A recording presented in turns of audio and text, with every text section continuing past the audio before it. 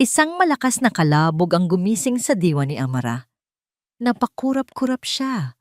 Ang mga mata ay mabigat pa mula sa ilang oras lamang na tulog. Sa tabi niya, sa ilalim ng mamahaling kumot, ay ang 3 araw niyang sanggol na si Lily, mahimbing na natutulog. Sa paanan ng kama, nakakalat ang isang folder ng mga puting papel. Ang ilan ay tumilapon pa, malapit sa ulo ng kanyang anak. Agad na kumabog ng malakas ang dibdib ni Amara. Isang malamig na takot ang gumapang sa kanyang sikmura nang makita kung sino ang may gawa niyon. Nakatayo doon, sa gitna ng kanyang silid, si Doña Esmeralda Montenegro, ang kanyang biyenan. Nakapamewang ito, ang mukha ay kasing tigas ng bato at kasing dilim ng namumuong bagyo sa labas. Ina, halos pabulong na, sabi ni Amara. Sinubukang bumangon nang hindi magising si Lily. Ang bawat galaw ay may kasamang kirot mula sa kanyang tahi. Ano po ito? Ano yan? Umismid si Doña Esmeralda. Ang boses ay puno ng paghamak. Papeles yan. Papeles na magpapalaya sa anak ko mula sa isang pabigat na tulad mo. Lumapit ito at dinampot ang isang papel mula sa kama. Iwinasiwas niya iyon sa harap mismo ng mukha ni Amara. Divorce papers at pipirmahan mo iyan. Ngayon din, parang nabingi si Amara sa kanyang narinig. Po? Pero, kasal kami ni Marco. Kakapanganak ko lang. At sa tingin mo ba ay mahalaga sa akin iyan? Tumawa ng mapakla ang matandang babae. Simulat sa pool, sinabi ko na kay Marco na isa kang pagkakamali. Isang hamak na ampon na walang pinanggalingan. At ang batang yan, tinuro niya si Lily na may sukdulan na pandidiri, ay isa lang patunay ng kamalasan na dala mo sa pamilyang ito. Bawat salita ay parang matalim na punyal na tumatarak sa puso ni Amara. Init at kirot ang naramdaman niya sa kanyang mga mata. Hindi po totoo yan. Mahal ako ni Marco. Pag-ibig. Muling tumawa si Doña Esmeralda. Ang pag-ibig ay hindi nakakain, Amara. Ang kapangyarihan at pangalan ang mahalaga. Isang bagay na hinding-hindi mo maibibigay.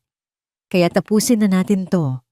Ibinato niya ang isang ballpen sa kandungan ni Amara. Pirmahan mo na! Nanginginig ang mga kamay ni Amara habang nakatitig sa papel. Nakita niya ang pangalan niya at ang pangalan ni Marco. Isang kasunduan na isinusuko niya ang lahat ng karapatan bilang asawa kapalit ng wala ni isang kusing. Hindi ko gagawin to. Gagawin mo. Ang boses ni Doña Esmeralda ay naging malamig at puno ng pagbabanta. Kung hindi, sisiguraduhin kong hindi mo na makikita pang muli ang anak mo. Sa sandaling iyon, bumukas ang pinto. Pumasok si Marco, ang kanyang asawa, ang ama ng kanyang anak. Isang bugso ng pag-asa ang bumuhay sa puso ni Amara. Marco, tulungan mo ako. Sabihin mo sa ina mo na itigil to. Pero si Marco ay hindi makatingin ng diretso sa kanya. Ang mga mata nito ay nakapako sa sahig, sa mamahaling carpet ng silid. Marco, pakiusap. Umiiyak na, sabi ni Amara. Amara, sa wakas ay nagsalita ito, ang boses ay basag.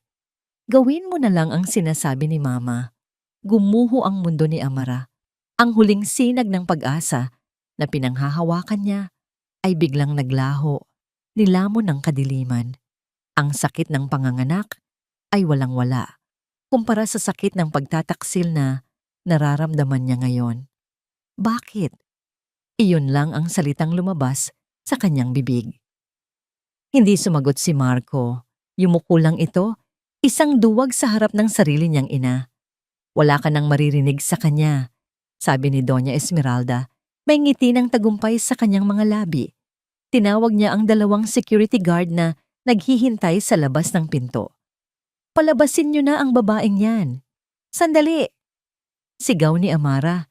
Ginamit ang lahat ng natitirang lakas para yakapin si Lily. Hindi! Wag ang anak ko! Marahas siyang hinawakan ng mga gwardya sa braso.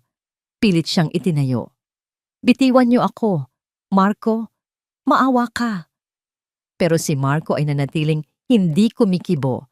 Isang estatwang walang buhay. Kinaladkad si Amara palabas ng silid, palabas ng pasilyo na dati ay puno ng kanilang mga pangarap. Ang tanging nagawa niya ay higpitan ng yakap kay Lily na ngayon ay malakas ng umiiyak dahil sa komosyon. Ibinukas ng mga gwardiya ang malaking pinto ng mansyon. Isang malakas at malamig na hangin ng bagyo ang sumalubong sa kanila. Ang ulan ay bumubuhos mula sa madilim na langit. Ma'am, pakiusap. Pagmamakaawa ng isang katulong na nakasaksi sa lahat. Manahimik ka kung ayaw mong isunod kita, sigaw ni Doña Esmeralda. Itinulak ng mga gwardiya si Amara palabas. Natumba siya sa basang semento ng driveway. Ang manipis na damit pantulog niya ay agad na nabasa ng malamig na ulan. Narinig niya ang malakas na pagsara ng pinto sa kanyang likuran. Ang tunog ng lock, ang tunog ng pagtatapos ng lahat. Niyakap niya si Lily. Sinubukang protektahan ito mula sa hangin at ulan gamit ang sarili niyang katawan. Ang iyak ng sanggol ay parang hiwa sa kanyang kaluluwa. Shh, anak.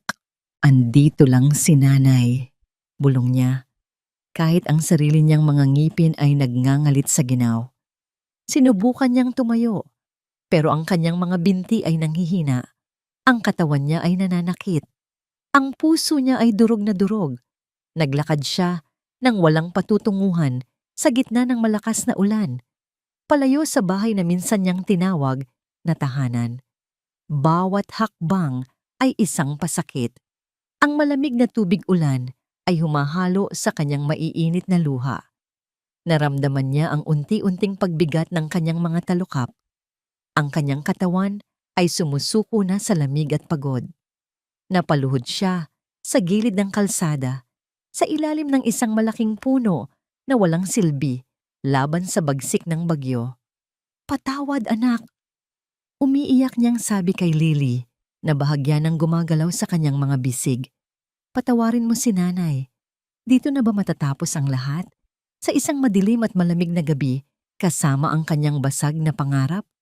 Ipinikit niya ang kanyang mga mata, handa nang tanggapin ang kanyang kapalaran. Ngunit sa gitna ng kadiliman, isang nakakasilaw na liwanag ang tumama sa kanyang mukha.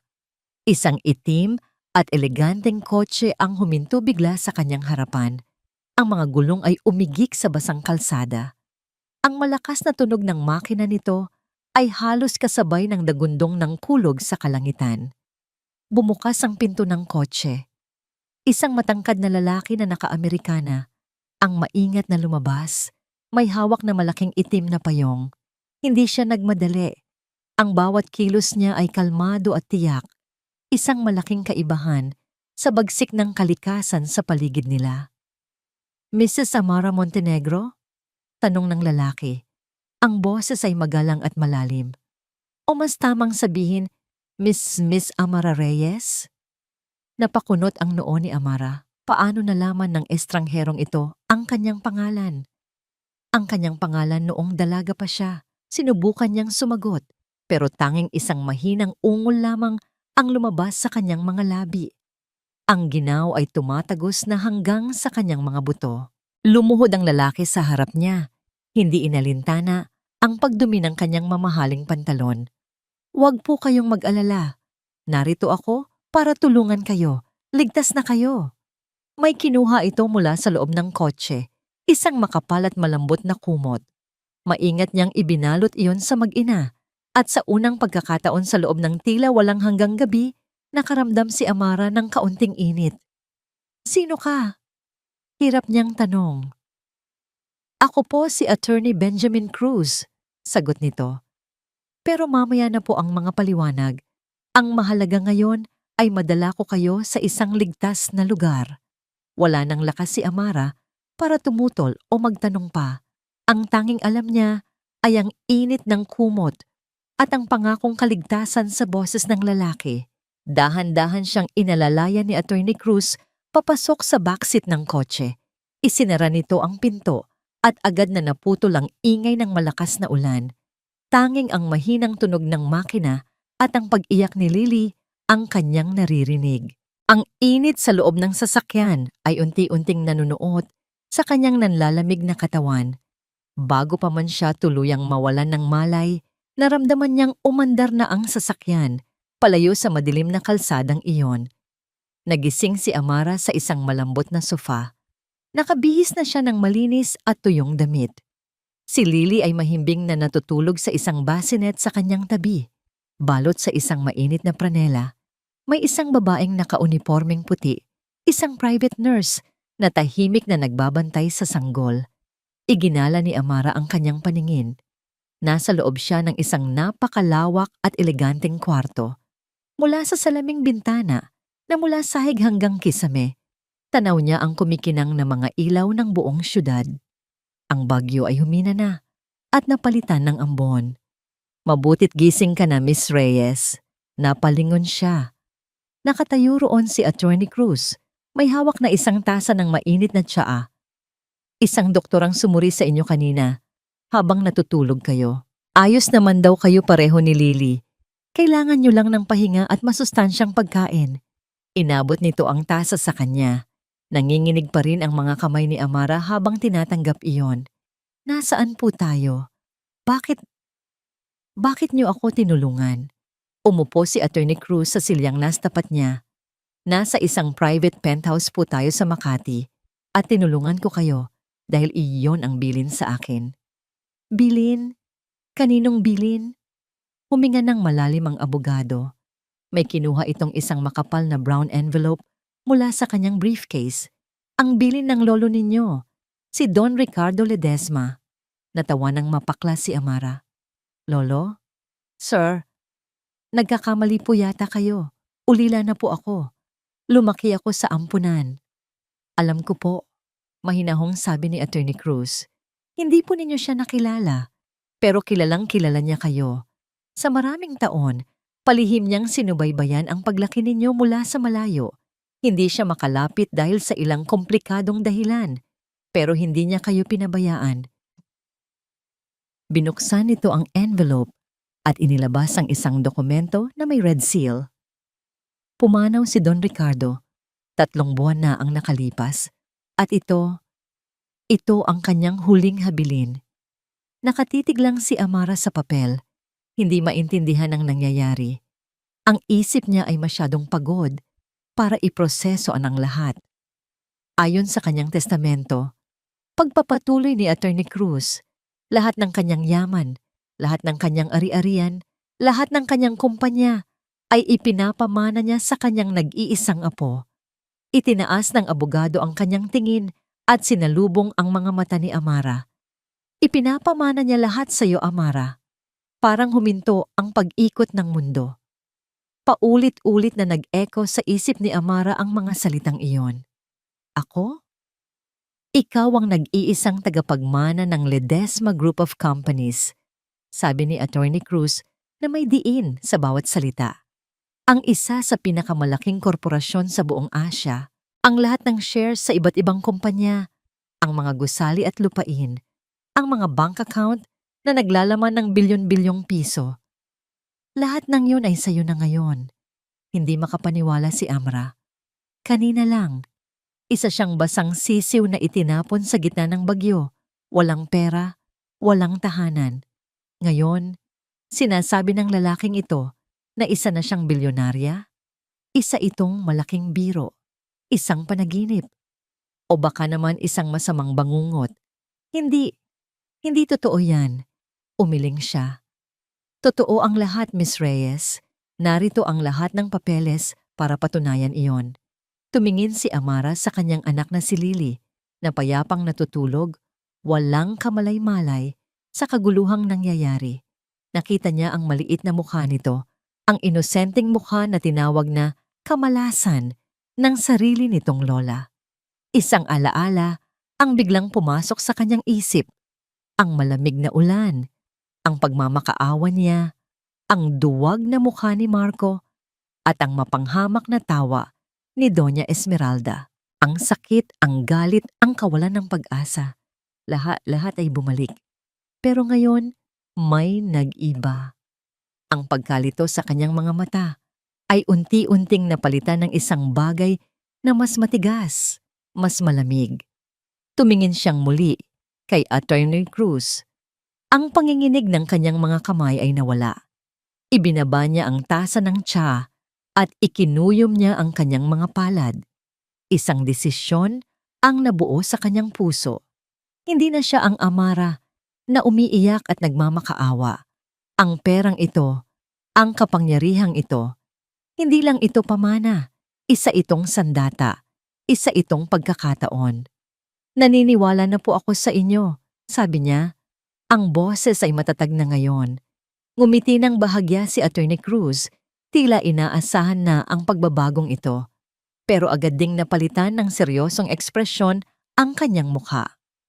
Mabuti kung ganoon, Miss Amara, sabi nito.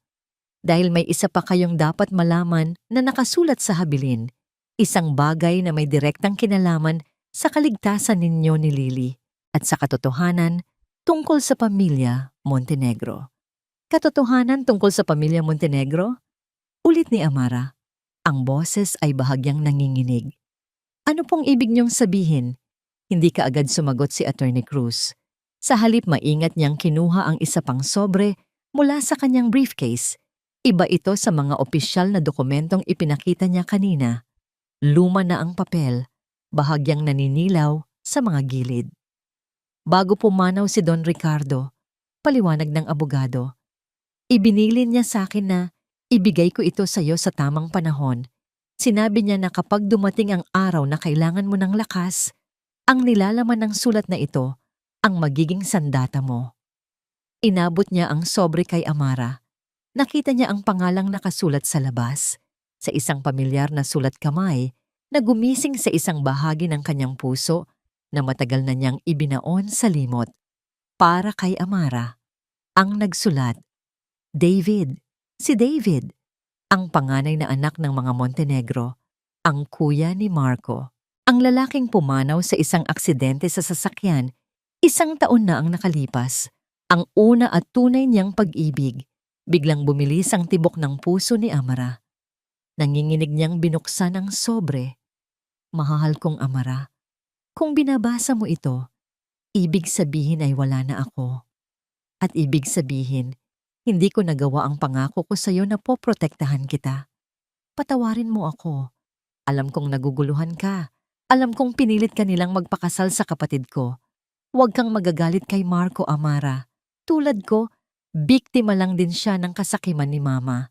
Ang tanging gusto ko lang ay ang makatakas tayong dalawa, malayo sa kanila. Pero natatakot ako. Natatakot ako sa kayang gawin ni Mama para lang mapanatili ang pangalan ng pamilya. Nakita ko ang ginawa niya sa mga kalaban niya sa negosyo. Paano pa kaya sa isang tulad mo na itinuturing niyang banta sa kanyang perpektong pamilya? Pero may iiwan ako sa iyo. Isang bagay na mas mahalaga pa sa lahat ng yaman ng mga Montenegro.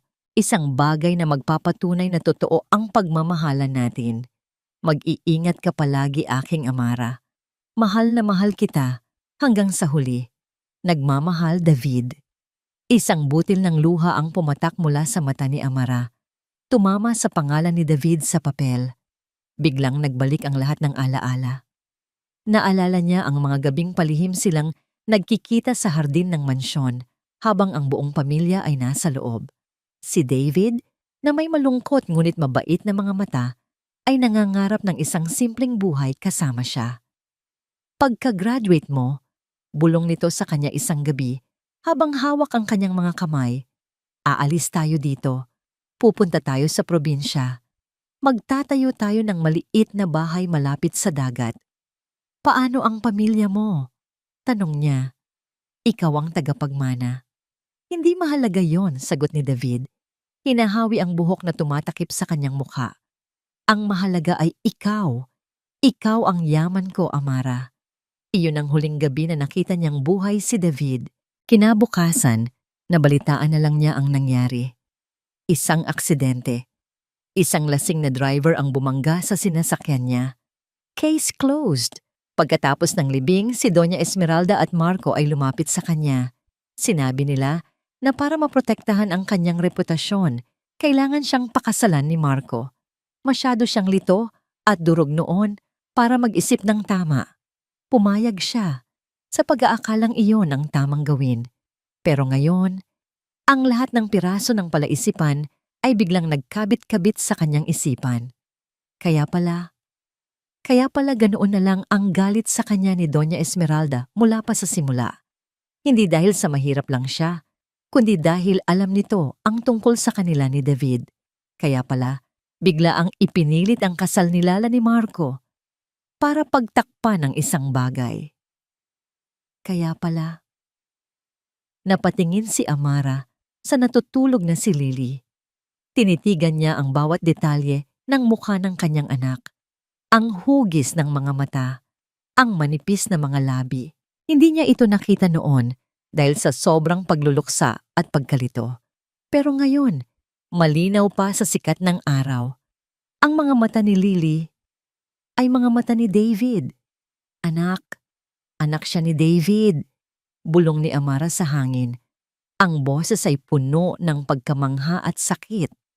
Opo, kumpirma ni Attorney Cruz, na kanina patahimik na nagmamasid. Alam po iyan ng lolo ninyo, at iyon ang dahilan kung bakit kinailangan niyang kumilos ng palihim.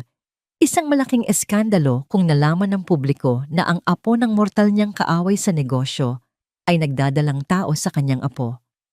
Napahawak si Amara sa kanyang bibig. Ang pag-ibig niya ay hindi lang pala ipinagwalang bahala. Ginamit ito, nilapastangan.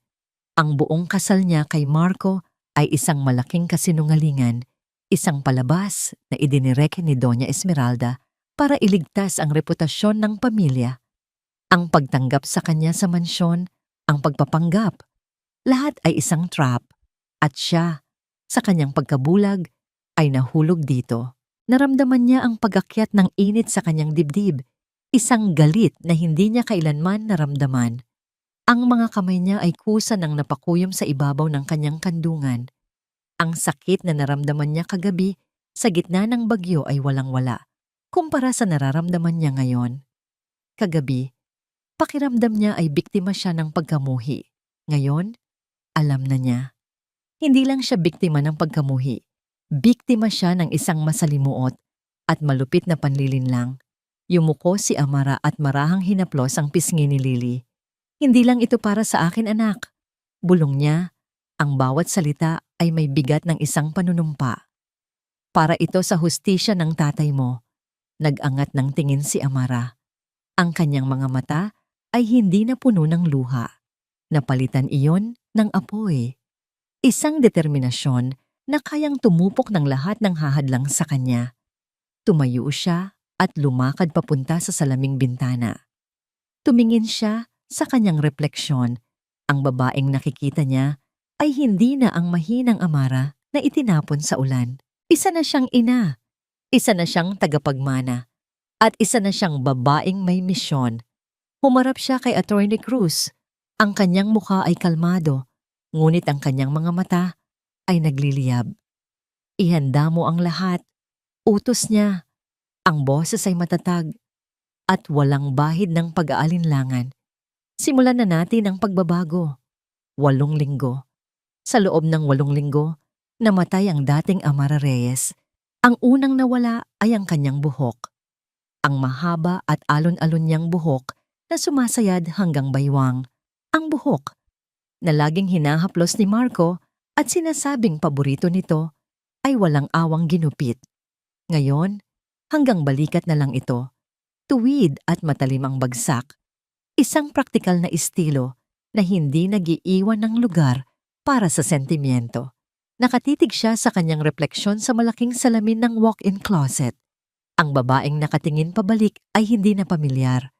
Ang mga mata niya ay pareho pa rin, ngunit ang dating lambot ay napalitan ng isang matigas na determinasyon.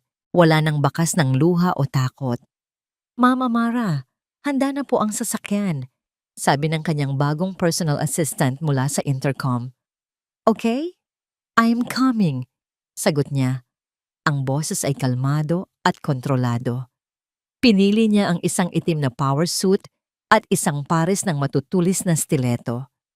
Habang isinusuot niya ang kanyang armor para sa araw na yon, isang alaala ang sumagi sa kanyang isipan, ang pakiramdam ng magaspang at basang semento sa kanyang balat, ang ginaw ng ulan, ang kawalan ng pag-asa. Ikinuyom niya ang kanyang mga palad. Hindi na muli. Hinding-hindi na muli siyang luluhod at magmamakaawa kanino man. Ang nakalipas na 8 linggo ay isang walang tigil na paghahanda.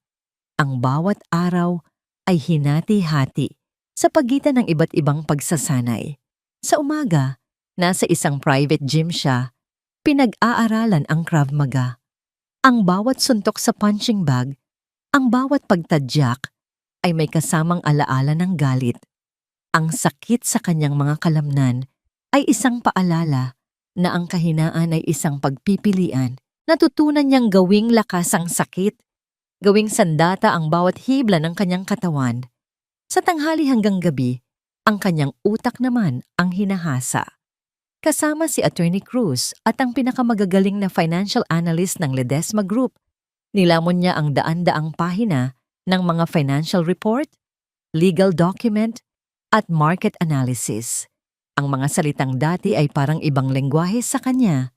Leveraged buyout, hostile takeover, asset liquidation, ay naging mga salita sa kanyang bagong bokabularyo. Mga salita na gagamitin niya para wasakin ang isang imperyo. Sa hating gabi, kapag tulog na si Lily sa mga bisig ng yaya, hindi pa rin siya natutulog. Nakaupo siya sa kanyang opisina, pinag-aaralan ng isang particular na folder. Montenegro Corporation. Kinabisa niya ang bawat numero, bawat kahinaan, bawat sikretong utang ng kumpanya. Ngayon, ang araw ng kanyang unang pagpapakilala. Pagpasok ni Amara sa boardroom ng Ledesma Group, naramdaman niya ang titig ng 10 miyembro ng board. Puro sila mga matatandang lalaki na dekada na sa industriya, mga kaibigan at kasosyo ng kanyang lolo Ricardo. Nakikita niya ang pagdududa sa kanilang mga mata. Sino ang batang babaeng ito na bigla na lang lumitaw at umupo sa trono? Umupo siya sa kabisera ng mahabang lamesa. Hindi siya nagsalita kaagad. Hinayaan niyang pag-aralan nila siya, tulad ng pag-aaral niya sa kanila sa nakalipas na mga linggo. "Good morning, gentlemen." Sa wakas ay sabi niya, ang boses ay malinaw at hindi nanginginig. Isang matabang board member, si Mr. Ocampo, ang unang nagsalita. "Miss Reyes, ikinagagalak ka naming makilala. Ngunit kailangan kong itanong, ano ang iyong karanasan sa pamamahala ng isang multi-billion-dollar na korporasyon?" Isang direktang paghamon. Ngumiti ng bahagya si Amara. "Wala, sir. Ang tanging karanasan ko ay ang maging biktima ng mga taong ginagamit ang kanilang kapangyarihan para mang-api. At natutunan ko na sa mundong ito, kung hindi ka ang mangangaso, ikaw ang magiging biktima. Panahon na para ang Ledesma Group ang manguna sa pangangaso." Isang katahimikan ang bumalot sa silid. Ang mga board member ay nagkatinginan. Ipinagpatuloy ni Amara ang pagsasalita. Ipinapaliwanag ang kanyang paunang plano ng may kumpiyansa at linaw na ikinagulat ng lahat. Tumagal ng 1 oras ang pulong. Nang matapos ito, ang pagdududa sa mga mata ng mga miyembro ng board ay napalitan ng respeto. Pagbalik sa kanyang malawak na opisina, tinawag niya si Attorney Cruz at ang kanyang finance head. "Nagawa na ba?" tanong niya. "Yes, ma'am," sagot ng finance head. "Na-acquire na po natin ang lahat ng non-performing loans ng Buena Vista Land Corp mula sa 3 magkakaibang bangko. Sa ngayon, tayo na ang may-ari ng halos lahat ng kanilang utang. Ang Buena Vista Land Corp ay isang subsidiary ng Montenegro Corporation. Ito ang kanilang pinakamalaking proyekto, ngunit ito rin ang may pinakamalaking utang. Isang vulnerableng bahagi ng kanilang imperyo." Tumango si Amara. Isang malamig na kasiyahan ang gumuhit sa kanyang puso. Hindi ito masaya, kundi isang pakiramdam ng tamang hustisya. Ito ang unang patak ng ulan sa paparating na bagyo. Isang bagyo na siya mismo ang lilikha. Gabi na nang matapos ang kanyang trabaho. Pag-uwi sa penthouse, ang una niyang ginawa ay puntahan si Lily sa nursery. Maingat niyang hinalikan ang noo nito. "Para sa iyo to, anak," bulong niya. "At para sa tatay mo." Pumunta siya sa kanyang silid para magpahinga. Kinuha niya ang kanyang cellphone para tingnan ang mga larawan ni Lily na kinunan ng yaya kaninang umaga. Habang nag-i-scroll, isang pamilyar na numero ang biglang tumawag sa screen. Marco Montenegro. Napahinto sa pagtibok ang kanyang puso sa loob ng isang segundo. Ang luma niyang numero. Ang numerong itinapon niya kasama ng luma niyang buhay. Pero bago niya ito itinapon, ipinaredirect niya ang lahat ng tawag sa isang linya na direktang konektado sa kanyang opisina. Hinayaan niyang mag-ring ito. Sa pang-apat na ring, tumigil ito. Pagkatapos ng ilang segundo, isang text message siyang pumasok. "Amara, please. Mag-usap tayo. I need to see you. Nag-aalala ako." Isang mapaklang ng ngiti ang gumuhit sa mga labi ni Amara. Ngayon siya nag-aalala? Ibinaba niya ang cellphone. Hindi niya ito re-replyan. Ngunit maya-maya lang, muling tumawag ang numero. Sa pagkakataong ito, sinagot niya, pero hindi siya ang nagsalita. Narinig niya ang boses ng kanyang executive assistant mula sa speaker ng telepono na nakarecord sa voicemail system. "You have reached the office of the president of Ledesma Group. How may I help you?" Narinig ni Amara ang isang matalim na paghinga mula sa kabilang linya. Isang tunog ng pagkabigla. Pagkatapos, isang nakabibinging katahimikan. Ibinaba ni Marco ang tawag. Ngumiti si Amara sa dilim. Simula pa lang ito. Ang opisina ni Doña Esmeralda Montenegro ay hindi isang opisina. Isa itong trono. Mula sa kanyang kinaroroonan, sa pinakamataas na palapag ng Montenegro Tower, tanaw niya ang buong lungsod na parang isang maliit na laruan sa kanyang paanan. Ang lahat ay nasa ayos. Ang kanyang lamesa na gawa sa dark mahogany ay walang kalat, maliban sa isang silver na pluma at isang report na naglalaman ng quarterly earnings ng kumpanya. Bawat numero ay berde. Bawat graph ay pataas. Perpekto. Tulad ng lahat ng bagay sa kanyang buhay. Isang mahinang katok sa pinto ang bumasag sa kanyang katahimikan. "Come in," utos niya. Hindi man lang inaalis ang tingin sa mga papel. Pumasok si Marco. Nakayuko ito. Ang mamahaling Italian suit ay tila hindi bumagay sa kanyang balisang anyo. Kaagad na kumunot ang noo ni Doña Esmeralda. Ang kahinaan ng kanyang anak ay isang bagay na kinasusuklaman niya. "What is it, Marco?" "I'm busy." "Mama," nagsimula si Marco nag-aalangan. May problema po." Ibinaba ni Doña Esmeralda ang kanyang pluma. Ang tunog ng pagtama nito sa makintab na kahoy ay umalingaw-ngaw sa tahimik na silid. Tiningnan niya ang kanyang anak ng isang malamig na titig. "Anong klaseng problema?" "Ang Buena Vista Land Project po," sabi ni Marco. Pinagpapawisan na. Tumawag po ang 3 bangko na pinagkakautangan natin. They're calling in their loans, all at the same time. Bahagyang itinaas ni Doña Esmeralda ang kanyang kilay. Isang pagkainis, hindi pag-aalala, ang kanyang naramdaman. "That's impossible. We have a good standing with them." "Anong dahilan?" "Hindi na raw po sa kanila ang utang natin," paliwanag ni Marco. Binenta po nila ang lahat ng utang. Binili ng iisang kumpanya, isang anonymous private entity. Sa wakas, nakuha ni Marco ang buong atensyon ng kanyang ina. Anonymous? At hinahayaan mo lang na mangyari yon? Sino sila? The siblings? Ang mga Ayala?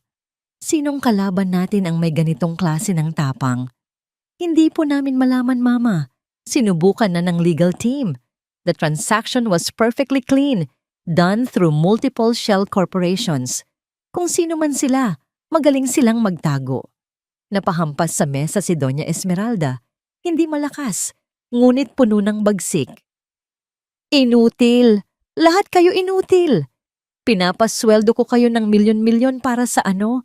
Para hayaang isang kung sinong daga ang pumasok sa teritoryo ko? Mama, ginagawa po namin ang lahat. Ang lahat. Putol niya sa sinasabi nito. Ang boses ay puno ng pang-uuyam. Ang anak ko, hindi man lang kayang protektahan ang sarili niyang pamana. Kailan ka ba matututong maging Montenegro, Marco? Ang tatay mo, kung nabubuhay lang yan, ay hinding-hindi hahayaang mangyari ito. Yumuko lalo si Marco. Tila gusto na lang maging invisible. Sorry ma. Huwag kang mag-sorry sa akin. Ayusin mo to. Sigaw niya. Alamin mo kung sino sila. Bayaran mo kung magkano ang gusto nila. Kung ayaw, takutin mo. Ipakita mo sa kanila kung bakit Montenegro ang apelyido natin. Oo po, Mama. Now get out. You're wasting my time.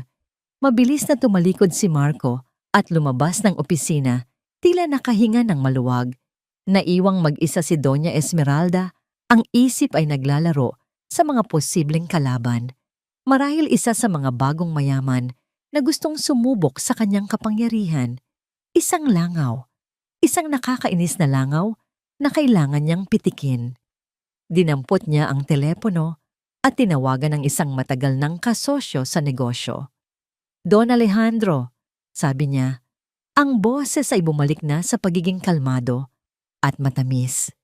Kumusta na? Oo. Nababalitaan mo na pala. Hahaha. Huwag kang mag-alala. Isang maliit na aberya lang. May isang daga na sinusubukang kumagat sa leon. Alam mo naman, a little entertainment. Pero sa likod ng kanyang pagtawa, may isang bagay na bumabagabag sa kanya. Kinahapunan, pumasok sa kanyang opisina ang kanyang punong abogado. Si Attorney Salcedo, isang matandang lalaki na mas matagal nang nagsisilbi sa pamilya kaysa kay Marco. Doña Esmeralda, sabi nito, ang mukha ay seryoso. Attorney, huwag mong sabihing pati ikaw ay nababahala sa maliit na problemang ito? Hindi ito maliit na problema, sagot ni Salcedo, diretsong nakatingin sa kanyang mga mata. Pinag-aralan ng team ko ang transaksyon. Hindi ito basta-basta. It was surgical, mabilis, malinis, at walang bakas. Kung sino man ang gumawa nito, hindi lang sila mayaman, matalino sila, at tila ruthless. Sa unang pagkakataon sa buong araw, naramdaman ni Doña Esmeralda ang isang bahagyang kaba. Isang kislap ng takot na hindi niya kailanman inaamin. Ang salitang ruthless ay bumaon sa kanyang isipan. Hanapin niyo sila. Iyon lang ang kanyang sinabi. Ang boses ay mas matigas na ngayon. Gabi na nang makauwi si Doña Esmeralda sa mansyon. Tahimik ang bahay. Ang katahimikan ay lalo lang nagpaigting sa iritasyon na nararamdaman niya. Pagpasok niya sa kanyang study, isang magandang flower box ang nakapatong sa kanyang lamesa. Gawa ito sa itim na velvet. Ano to? Tanong niya sa isang katulongye. Pinadala po kanina, ma'am. Wala pong pangalan ng nagpadala. Kumunot ang noo niya. Binuksan niya ang kahon. Sa loob, nakahimlay ang isang perpektong buke ng mga puting lila, stargazer lilies, ang bulaklak na madalas gamitin sa mga burol at libing. Isang malamig na kuryente ang gumapang sa kanyang likuran. May isang maliit na puting card na nakasiksik sa mga bulaklak. Nanginginig ng bahagya ang kanyang mga kamay nang kunin niya ito. Pinuksan niya ang card. Sa loob, nakasulat sa eleganteng calligraphy ang iisang letra. Isang malaking letrang. Ang boses mula sa kabilang linya ay umalingaw-ngaw sa isip ni Marco na parang isang sirang plaka. You have reached the office of the President of Ledesma Group. Ledesma Group, ang kumpanya ng mortal na kaaway ng kanyang lolo. Ang kumpanya ni Don Ricardo Ledesma. At si Amara? Ang presidente? Hindi. Imposible. Pero ang tawag ay sa lumang numero ni Amara. Isang bagay ang sigurado. Kung nasaan man si Amara, Konektado siya sa mga Ledesma. Ang katotohanan yon, kasabay ng biglaang problema sa Buena Vista Land Project, ay nagpadala ng yelo sa kanyang mga ugat. Kinabukasan, hindi na siya pumasok sa opisina. Ang tanging nasa isip niya ay ang makita si Amara. Kailangan niya ng mga sagot. Nagmaneho siya papunta sa Ledesma Tower, ang nagtataasang gusali na simbolo ng kapangyarihan na laging kinaiinggitan ng kanyang pamilya. Pumasok siya sa Grand Lobby. Ang puso niya ay kumakabog ng malakas. "I'm here to see Amara Reyes," sabi niya sa receptionist. Sinubukang panatilihin ang awtoridad sa kanyang boses. Marco Montenegro, ang pangalan na dati ay kayang magbukas ng kahit anong pinto, ay tila walang epekto dito. Ang babae ay ngumiti lang ng professional.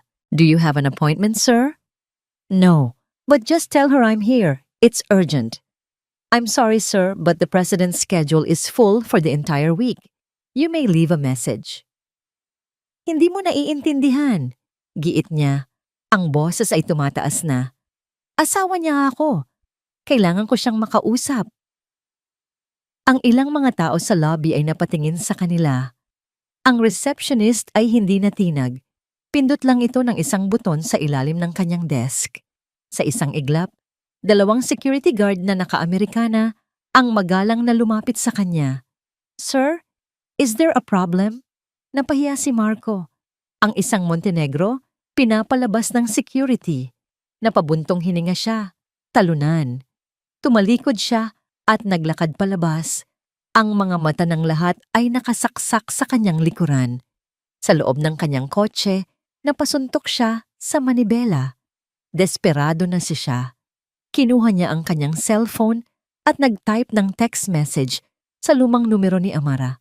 "Amara, pakiusap. Alam kong galit ka, pero kailangan kitang makita. Kahit 5 minuto lang. Please, kailangan kong malaman kung ligtas ka lang. Ligtas kayo ni Lily." Pagkatapos ng halos 1 oras na paghihintay, isang text ang bumalik, galing sa ibang numero. "Mr. Montenegro, this is the office of President Reyes. She will grant you 10 minutes. Tomorrow, 12:30 p.m. at the Glass House Restaurant. Please be on time. Her schedule is very tight." Kahit na malamig at impersonal ang mensahe, nakaramdam si Marco ng kaunting pag-asa. Papayag siyang makipagkita. Ibig sabihin, may puwang pa para magpaliwanag. May pagkakataon pa para ayusin ang lahat. Kinabukasan, 10 minuto bago ang 12:30 ay nasa restaurant na si Marco. Isang mamahaling lugar na madalas puntahan ng mga mayayaman at makapangyarihan. Pinili niya ang isang table sa sulok, kung saan mayroon silang privacy. Hindi siya mapakali. Eksaktong 12:30 pumasok siya. Hindi siya pumasok. Lumutang siya. Napahinto sa paghinga si Marco. Ang Amara na pumasok sa restaurant ay hindi ang Amara na kilala niya. Ang dati nitong mahabang buhok ay maikli na. Ang mga luma nitong bestida ay napalitan ng isang navy blue pantsuit na nagpapatingkad sa kanyang kapangyarihan. Ang bawat hakbang niya sa kanyang stiletto heels ay may tunog ng kumpiyansa.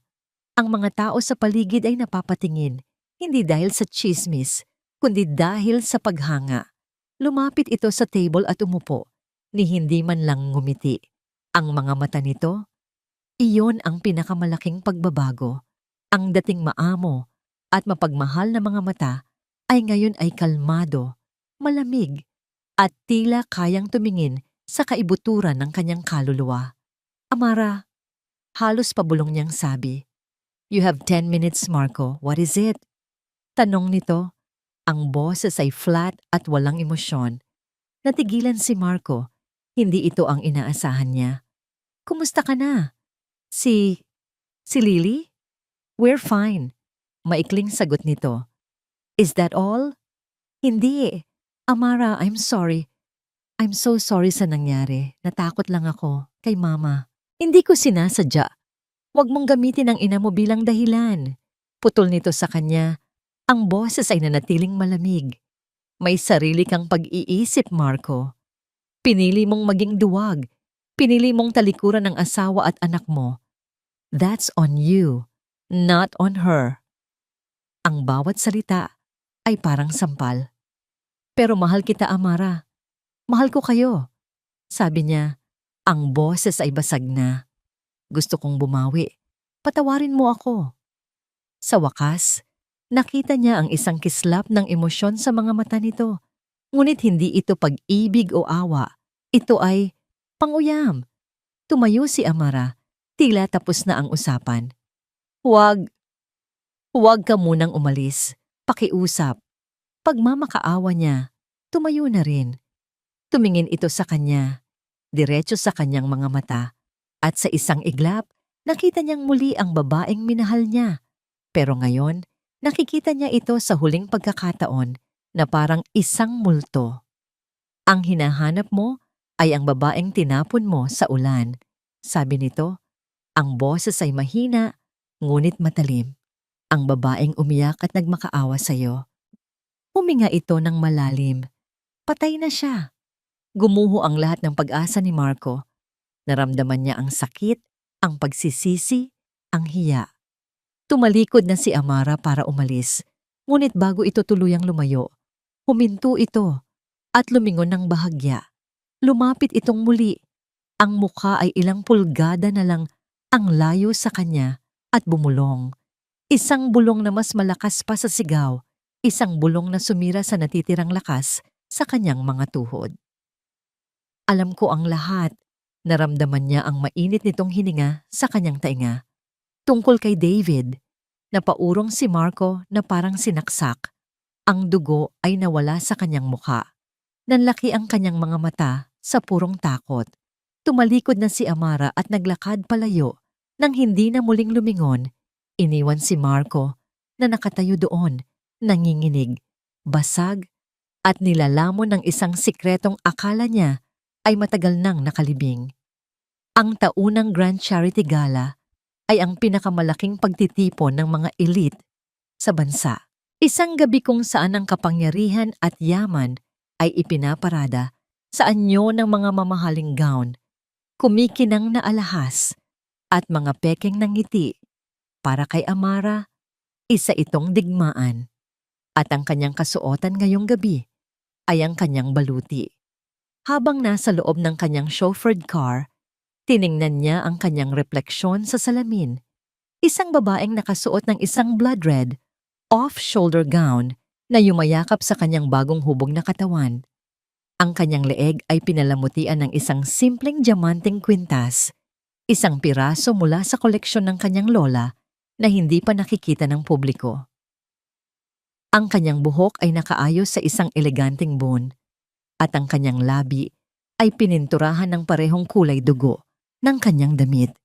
Hindi niya halos makilala ang sarili, ngunit sa likod ng lahat ng glitz at glamour, ang kanyang mga mata ay nanatiling matatag at nakapokus. Kinakabahan po ba kayo, ma'am? Tanong ni Attorney Cruz mula sa passenger seat sa harap. Huminga ng malalim si Amara, ang kamay ay nakakuyom sa kanyang kandungan. Hindi ito kaba, attorney. Ito ay anticipation. Huminto ang sasakyan sa harap ng grand ballroom ng isang 5-star hotel. Pagbukas ng pinto, isang pader ng mga kumikislap na ilaw ng kamera at mga sigawan ng media ang sumalubong sa kanya. Hindi siya natinag. Naglakad siya sa red carpet ng may kumpiyansa. Ang bawat hakbang ay may layunin. Pagpasok niya sa ballroom, halos lahat ng usapan ay huminto. Ang mga ulo ay lumingon. Ang mga bulungan ay nagsimula. Sino siya? She's stunning. Parang pamilyar ang mukha niya. Iginala ni Amara ang kanyang paningin. Nakita niya ang lahat ng mahahalagang tao sa lipunan, mga taong dati ay tinitingala niya lang sa mga magasin. Ngayon, siya ang sentro ng kanilang atensyon. At sa gitna ng karamihan, sa isang VIP table, nakita niya sila, ang pamilya Montenegro. Si Doña Esmeralda ay nakasuot ng isang itim na gown, mukhang reyna sa kanyang trono, ngunit ang kanyang mga mata ay nanliliit. Sinusubukang alamin kung sino ang estrangherang umagaw sa atensyon ng lahat. Sa tabi niya, si Marco. Nang magtama ang kanilang mga mata, nakita ni Amara ang pagkabigla sa mukha nito. Ang kulay ay nawala sa kanyang pisngi. Ang hawak nitong baso ng champagne ay bahagyang nanginig. Isang maliit, malamig na ngiti ang sumilay sa labi ni Amara. Iyon pa lang, isang maliit na tagumpay na.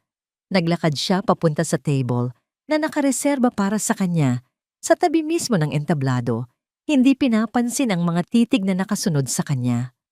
Pagkatapos ng ilang sandali, umakyat sa entablado ang host ng gabi. Ladies and gentlemen, anunsyo nito, ngayong gabi, we are honored to have with us the new driving force behind one of the country's biggest conglomerates, ang bagong presidente at chairwoman ng Ledesma Group. Please welcome Miss Amara Reyes. Isang malakas na palakpakan ang umalingaw-ngaw. Kung mayroon mang pagdududa kanina, ngayon ay napalitan na ito ng pagkamangha. Ang pangalang Ledesma ay may bigat na katumbas ng ginto. Pero sa table ng mga Montenegro, ang palakpakan ay parang tunog ng isang bombang sumabog.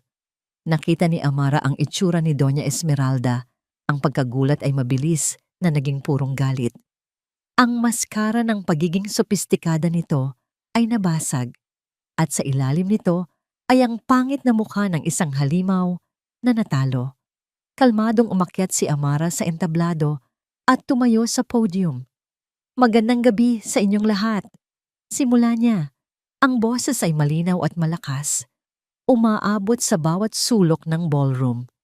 Marami sa inyo ang marahil ay nagtatanong kung sino ako. Simple lang po ang sagot. Ako ay isang ina. At bilang isang ina, natutunan ko ang kahalagahan ng pagprotekta sa kung ano ang tama.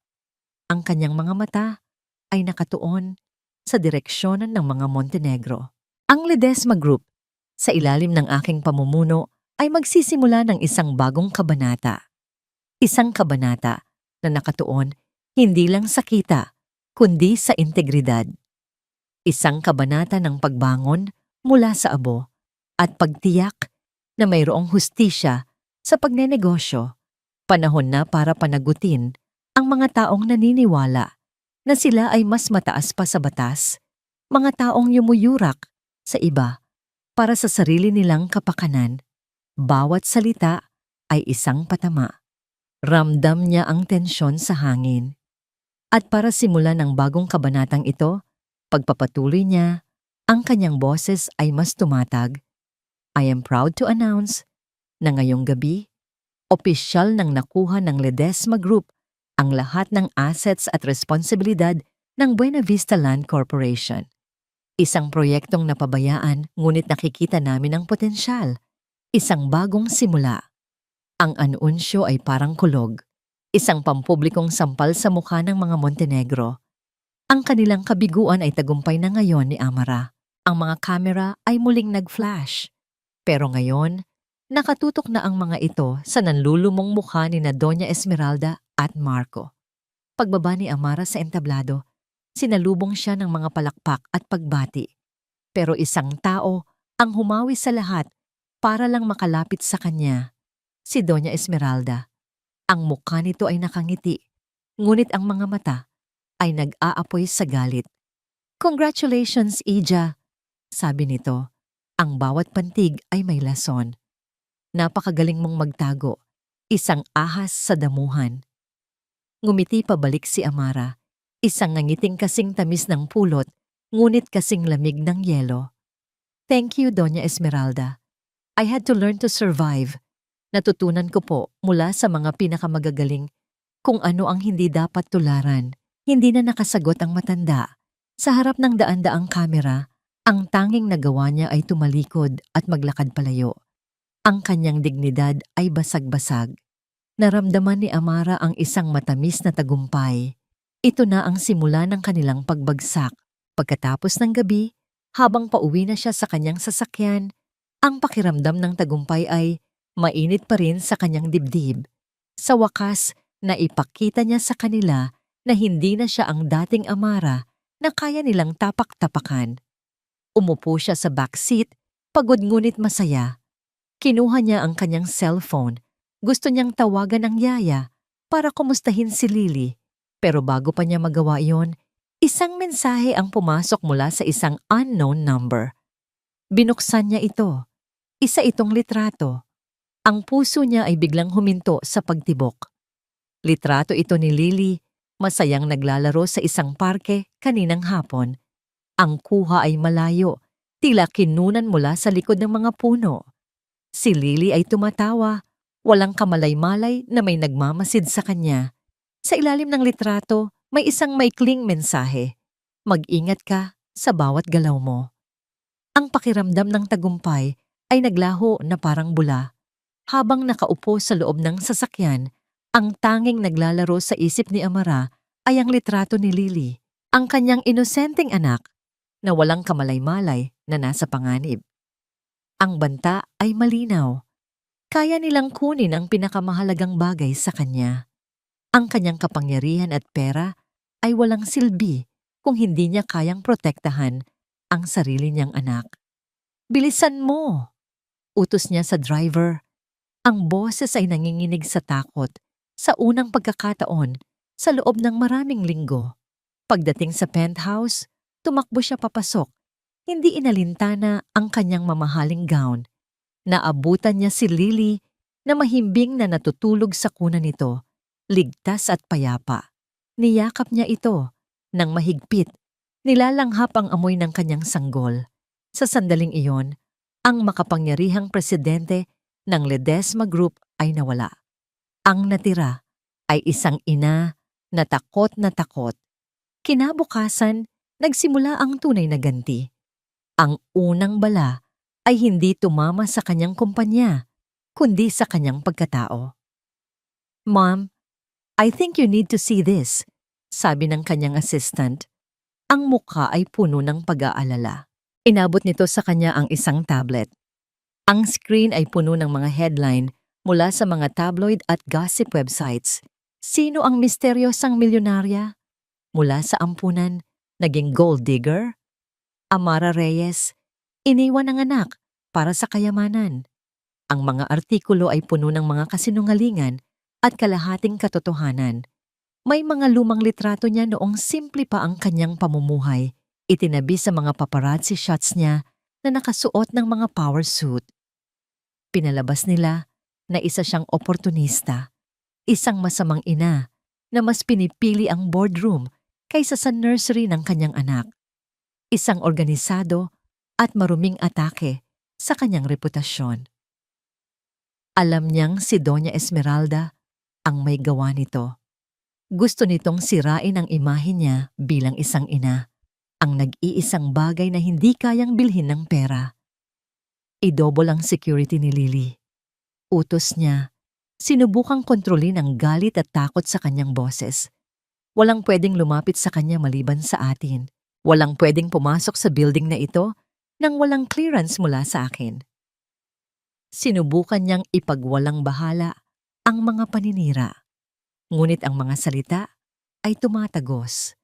Sa tuwing may makakasalubong siyang empleyado, naiisip niya, ito rin kaya ang iniisip nila tungkol sa akin? Ang pinakamasaklap na atake ay dumating kinahapunan. Gaya ng nakagawian, tinawagan niya ang private daycare kung saan pumapasok si Lily para sa ilang oras na socialization. Ngunit sa pagkakataong ito, ang sumagot ay isang guro na umiiyak. "Mama Mara, si Lily po, nawawala." Parang may humablot sa puso ni Amara at piniga ito ng buong lakas. "Ano? Anong ibig mong sabihin na nawawala?" "May tumawag po kanina, isang babae. Nagpakilalang assistant ninyo.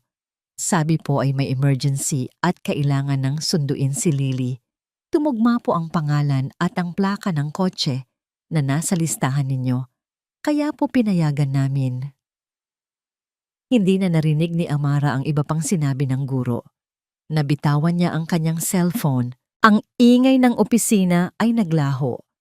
Tanging isang malakas na ugong ang naririnig niya sa kanyang tainga.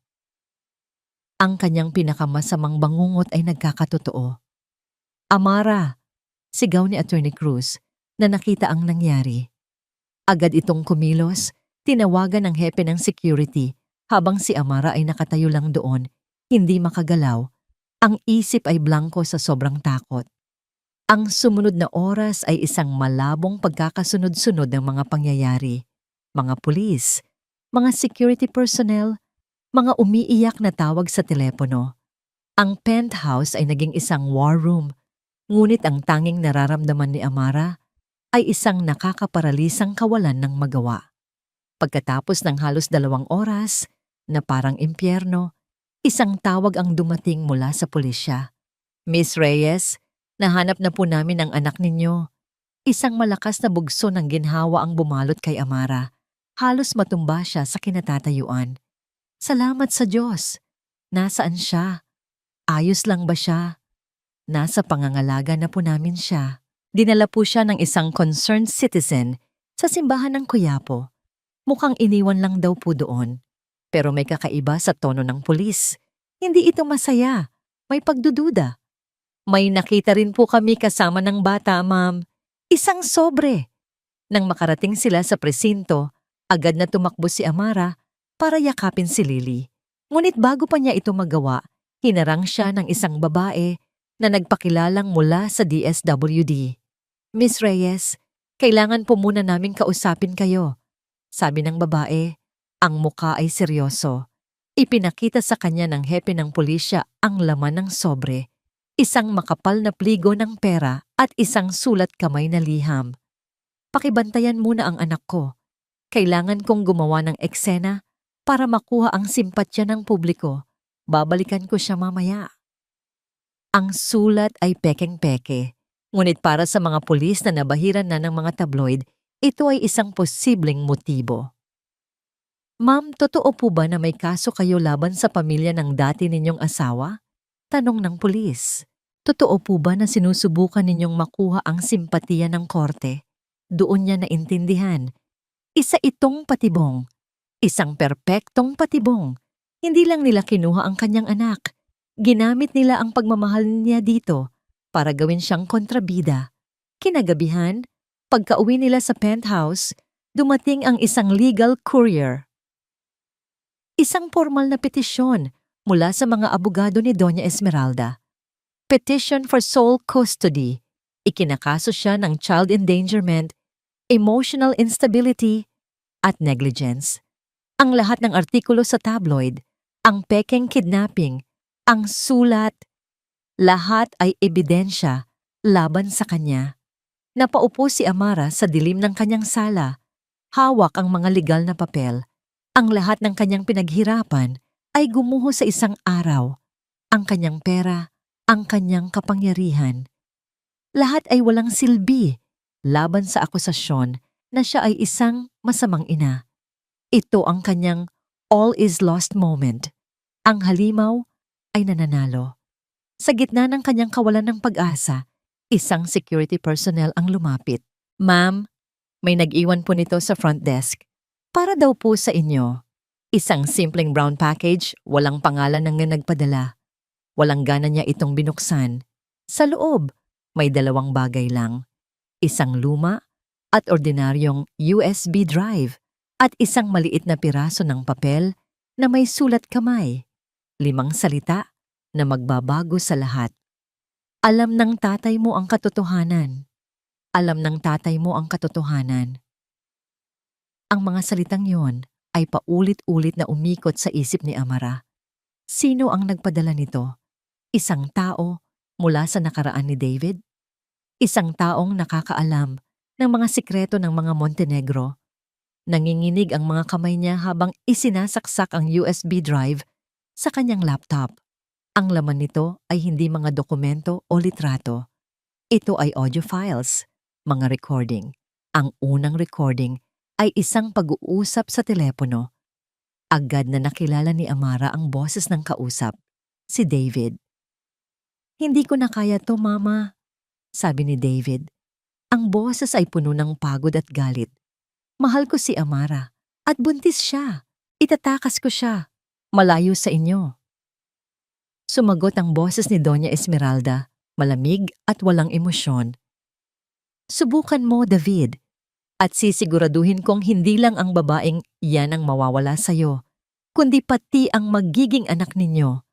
Isang Montenegro ang nasa sinapupunan niya. Pag-aari ko ang batang yan. Ang sumunod na mga recording ay mas malala pa. Mga pag-uusap ni Doña Esmeralda sa mga tauhan niya, mga plano kung paano maglustay ng pera mula sa kumpanya, kung paano sirain ang mga kalaban sa negosyo, at ang pinakakilabot sa lahat, isang pag-uusap tungkol sa pagsabotahe sa preno ng sasakyan ni David para lang takutin ito. Isang aksidente na hindi pala aksidente. Napahawak si Amara sa kanyang bibig, pinipigilan ng isang sigaw ng pangingilabot at galit. Hindi lang siya nilinlang. Ang lalaking minahal niya ay pinatay. Ang huling audio file ay ang pinakamatindi. Ito ay isang luma at garalgal na recording. Isang pag-uusap sa pagitan ng isang batang Esmeralda at isang matandang lalaki. Ikinukwento ni Esmeralda kung paano niya nilinlang at ninakawan ang isang mayamang negosyante para makuha ang puhunan niya. Ang kanyang tunay na nakaraan. Ang maruming sikreto na itinago niya sa lahat. Nang matapos ang lahat ng recordings, umupo lang si Amara sa dilim. Ang mga luha ay tumutulo mula sa kanyang mga mata, ngunit hindi ito luha ng kalungkutan. Ito ay luha ng purong galit. Ang korte ay hindi sapat. Ang simpleng pagkakulong kay Doña Esmeralda ay hindi sapat na kabayaran. Kailangan niyang wasakin ang nag-iisang bagay na pinakamahalaga para dito. Ang kanyang pangalan, ang kanyang reputasyon, ang kanyang legacy. Kailangan niyang gawin ito sa harap ng buong mundo. Kinabukasan, isang anunsyo ang ipinadala ng Ledesma Group sa lahat ng media outlets. Urgent press conference. Ledesma Group President Amara Reyes to address the malicious allegations and reveal the truth. Ang press conference ay gaganapin sa sarili niyang building, sa isang auditorium na kayang maglaman ng daan-daang reporter. At hindi lang iyon, ila-live stream ito sa lahat ng major social media platforms. Walang edit, walang putol. Ito ay isang sugal, isang malaking sugal. Sa araw ng press conference, naroon ang lahat. Bawat TV network, bawat pahayagan, bawat sikat na blogger. Ang hangin ay puno ng tensyon at kuryosidad. Sa mansyon ng mga Montenegro, nanonood si Doña Esmeralda sa isang malaking TV screen, isang ngiti ng tagumpay sa kanyang mga labi. Tingnan natin kung paano iiyak ang batang yan sa harap ng kamera. Sabi niya kay Marco na nakatayo sa tabi niya, mukhang isang kaluluwang ligaw. 2:00 ng hapon lumabas si Amara sa entablado. Hindi siya mukhang biktima. Nakasuot siya ng isang simpleng puting bestida. Ang mukha ay may light makeup lang. Kalmado siya. Determinado. Magandang hapon po sa inyong lahat. Simula ni siya, ang boses ay matatag.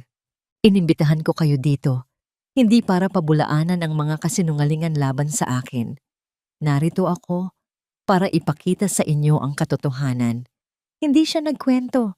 Sa halip sinabi niya, "Let's start with a phone call." Pinindot niya ang isang remote. Ang boses ni David at ni Doña Esmeralda ay umalingaw-ngaw sa buong auditorium. Isang kolektibong paghinga ng pagkagulat ang narinig mula sa mga manonod. Sa mansyon, nanigas si Doña Esmeralda sa kanyang kinauupuan. "Mama," bulong ni Marco, nanginginig. Isa-isang pinatugtog ni Amara ang mga recording, ang pagnanakaw, ang paninira, ang plano sa aksidente. Bawat audio file ay isang pako sa kabaong ng pangalan ng mga Montenegro. Ang mga reporter ay hindi na makapagsulat sa sobrang pagkabigla. Milyon-milyong tao ang nanonood online. Ang comment section ay sumasabog sa galit. "Ang mga ito," sabi ni Amara, habang ang huling recording ay nagtatapos, "ay ang mga sikreto ng pamilyang gustong kumuha sa aking anak. Isang pamilyang binuo sa kasinungalingan at dugo." Pagkatapos, humarap siya sa isang particular na camera na parang direktang kinakausap ang mga nanonood sa kanilang mga bahay. "At para kay Doña Esmeralda," sabi niya, ang kanyang mga mata ay nag-aapoy. "May isa pa akong huling revelasyon. Pinatugtog niya ang huling audio file, ang boses ng isang batang Esmeralda. Ipinagmamalaki ang kanyang panloloko. Ang pundasyon ng Montenegro Empire, deklara ni Amara, ay hindi galing sa marangal na dugo. Galing ito sa pagnanakaw. Ang reyna ay isang impostor. Iyon na ang huling dagok. Sa screen ng TV, nakita ni Marco na napahawak sa dibdib ang kanyang ina. Ang mukha nito ay namutla. Ang mga mata ay nanlalaki sa takot at galit. Sinubukan nitong tumayo, ngunit nanghina ito at bumagsak sa sahig. "Mama!" sigaw ni Marco. Sa auditorium, tinapos ni Amara ang kanyang talumpati. "Hindi ako humihingi ng simpatiya," sabi niya. "Hinihingi ko ang hustisya para sa akin, para sa aking anak, at para kay David Montenegro, ang ama ng aking anak, na pinagkaitan ng buhay." Sa gitna ng nakabibinging katahimikan na sinundan ng isang malakas na pagbulahaw mula sa mga media, nakita ni Amara ang pagdating ng mga pulis sa labas ng auditorium, patungo sa kanya. Ngunit hindi siya ang kanilang sadya. Kasabay nito, sa live feed mula sa isang news helicopter, ipinakita ang pagdating ng maraming police car sa tarangkahan ng mansyon ng mga Montenegro. Tapos na ang laro. Ang huling imahe sa live stream ay ang mga pulis na pumapasok sa mansyon para arestuhin ang matandang babae na nakahandusay sa sahig, habang ang kanyang anak ay nakatayo lang doon, tulala, sa gitna ng gumuhong kaharian. Ang mga sumunod na araw ay isang malakas na alon ng balita. Gumuho ang Montenegro Corporation na parang isang kastilyong buhangin na tinamaan ng dambuhalang alon. Ang stock market value nito ay bumagsak sa zero. Ang mga kasosyo sa negosyo ay nagunahan sa pag-atras. Ang mga bangko ay humahabol sa kanilang mga utang. Ang pangalang minsan ay kinatatakutan at iginagalang ay naging simbolo ng kahihiyan. Nanonood si Amara mula sa tahimik na penthouse, ngunit ang kanyang atensyon ay wala sa TV screen na nagbabalita ng pagbagsak.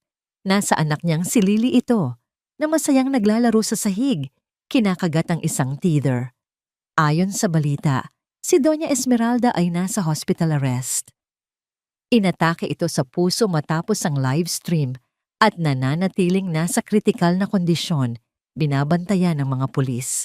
Ang mga kaso laban dito ay patong-patong: corporate fraud, tax evasion, at ang pinakamabigat sa lahat, ang muling pagbubukas ng kaso ng pagkamatay ni David Montenegro. Naramdaman ni Amara, walang galak, walang kasiyahan sa paghihiganti.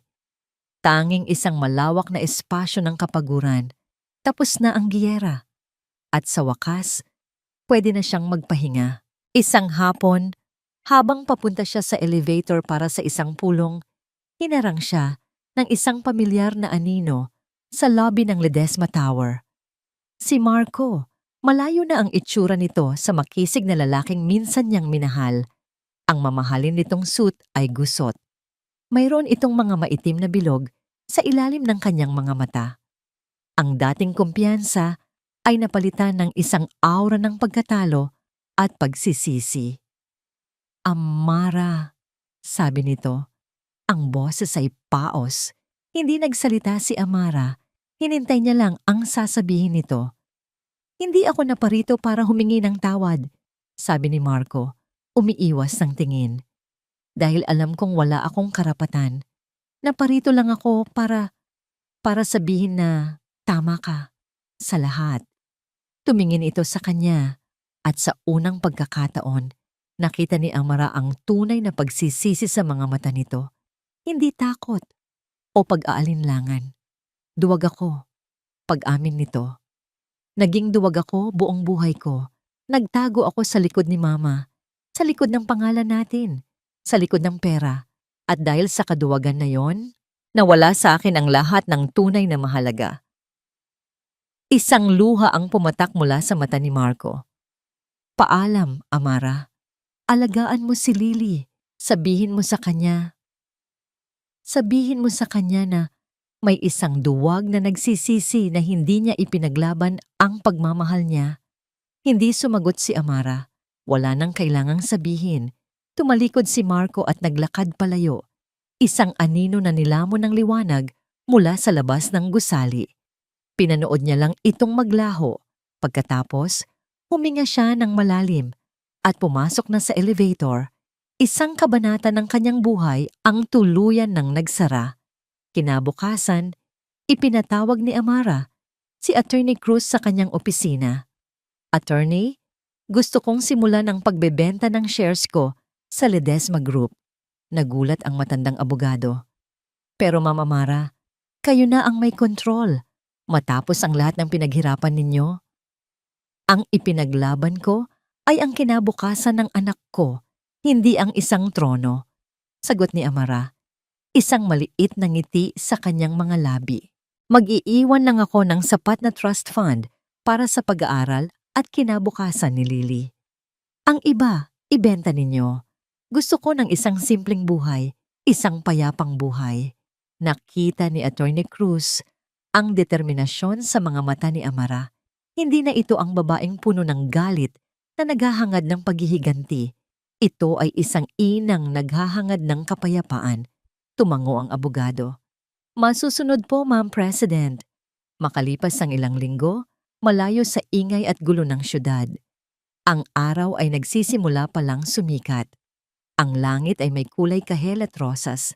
Nakaupo si Amara sa puting buhangin ng isang tahimik na beach, kung saan ang tanging maririnig ay ang banayad na hampas ng alon sa dalampasigan. Karga niya si Lily, na ngayon ay halos isang taong gulang na. Itinuturo ng bata ang papalabas na araw, bumubulol ng mga salitang siya lang ang nakakaintindi. Niyakap ni Amara ang kanyang anak nang mahigpit. Naramdaman niya ang init ng katawan nito, ang tibok ng maliit nitong puso. Ang lahat ng sakit, lahat ng luha, lahat ng laban, lahat ay may halaga para sa sandaling ito. Hinalikan niya ang tuktok ng ulo ni Lily habang pinapanood nila ang araw na unti-unting umaangat mula sa karagatan, nagbibigay liwanag at pag-asa sa isang bagong mundo. Ito na ang simula natin, anak, bulong niya. Ang ating bukang liwayway.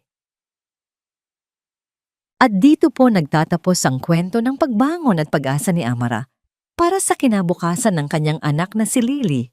Sa lahat ng aming minamahal na tagapakinig, maraming salamat po sa inyong pagsama sa amin sa bawat kabanata ng kwentong ito.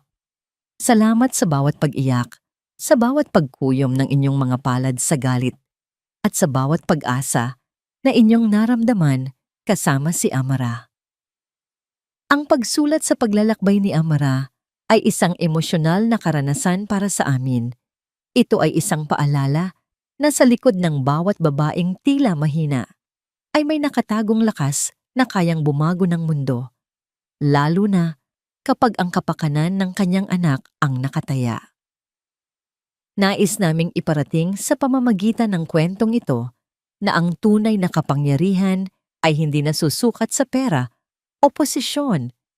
Ito ay matatagpuan sa tibay ng puso ng isang ina, sa tapang na bumangon mula sa pagkakalugmok at sa pagpiling-piliin ng kapayapaan para sa isang bagong simula.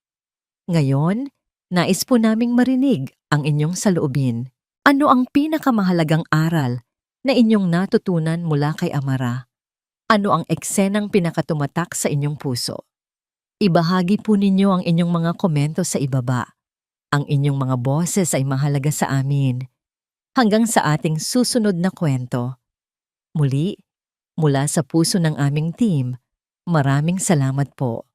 Mag-iingat po kayo palagi.